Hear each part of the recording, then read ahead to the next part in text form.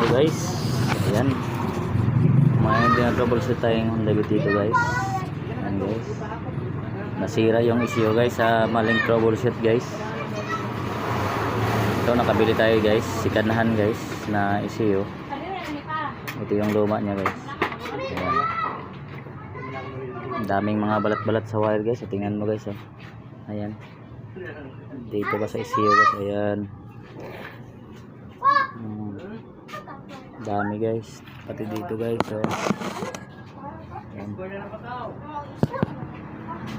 daming binalatan guys sa mga wire. Tapos tubol ko dito guys, grounded lang to guys, pinilit guys yung ano. Tingnan mo yung dito na fuse, yung 5 amperes guys, nilagyan ng 15 amperes. Yan yung dapat yung wag yung gawin yan. Pag naputol yan, ibig sabihin may sira, may grounded.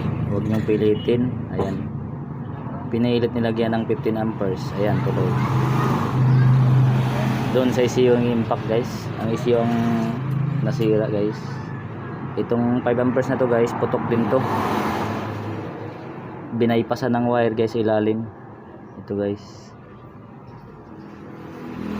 pinilit panda rin guys, kaya ayun, nasira tuloy yung ECU guys.